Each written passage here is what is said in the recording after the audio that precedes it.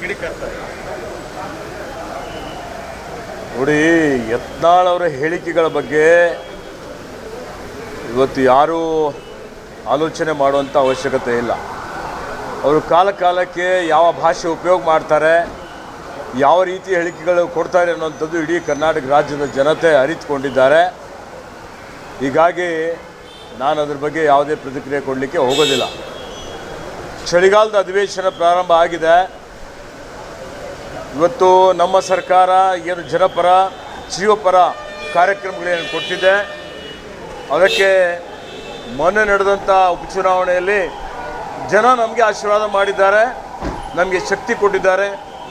ಹೀಗಾಗಿ ನಮ್ಮ ಮೇಲೆ ಹೆಚ್ಚಿನ ಒಂದು ಜವಾಬ್ದಾರಿ ಬಂದಿದೆ. ಸನ್ಮಾನ್ಯ ಮುಖ್ಯಮಂತ್ರಿ ಸಿದ್ದರಾಮಯ್ಯನವರ ನೇತೃತ್ವದಲ್ಲಿ, ಮಾನ್ಯ DK ಶಿವಕುಮಾರ್ಜಿಯವರ ಅಧ್ಯಕ್ಷತೆಯಲ್ಲಿ ಇವತ್ತು ನಾವೇನು ಆಡಳಿತ ಕೊಡ್ತಾ ಇದ್ದೀವಿ, ಇನ್ನೂ ಆಡಳಿತದ ವೇಗ ಹೆಚ್ಚಿಗೆ ಮಾಡ್ತೇವೆ, ಹೆಚ್ಚಿನ ಅಭಿವೃದ್ಧಿ ಪರ ಕೆಲಸ ಕಾರ್ಯಗಳು ಮಾಡ್ತೇವೆ.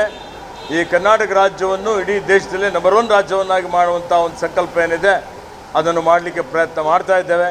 ಅದಕ್ಕೆ ಜನ ನಮಗೆ ಬೆಂಬಲ ಕೊಡ್ತಾರೆ ಅನ್ನುವಂಥ ಭರವಸೆ ಇದೆ. ನೋಡಿ, ಮಾನ್ಯ ಮುಖ್ಯಮಂತ್ರಿಗಳು ಎಲ್ಲ ಸಮುದಾಯದವರಿಗೆ ಕರೆಸಿ ಮಾತನಾಡ್ತಾರೆ. ಎಲ್ಲರ ಸಮಸ್ಯೆ ಬಗೆಹರಿಸ್ತೀವಿ ಅನ್ನುವಂಥ ಭರವಸೆಯನ್ನು ಕೊಟ್ಟಿದ್ದಾರೆ.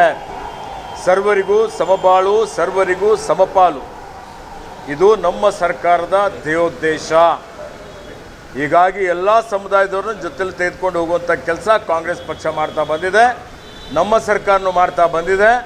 ಹೀಗಾಗಿ ಇವೆಲ್ಲ ಸಮಸ್ಯೆಗಳಿಗೆ ಇವತ್ತು ಪರಿಹಾರ ಸಿಗ್ತದೆ ಅನ್ನುವಂಥ ಒಂದು ಮಾತನ್ನು ಹೇಳಲಿಕ್ಕೆ ಬಯಸ್ತೀನಿ.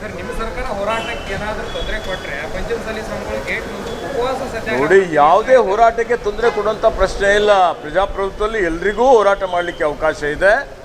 ಹೀಗಾಗಿ ಅದರ ಬಗ್ಗೆ ಯಾವುದೇ ರೀತಿಯ ಸಮಸ್ಯೆ ಆಗೋದಿಲ್ಲ ಅನ್ನುವಂಥ ಮಾತನ್ನು ಹೇಳಿಕೆ ಬಯಸ್ತೇನೆ.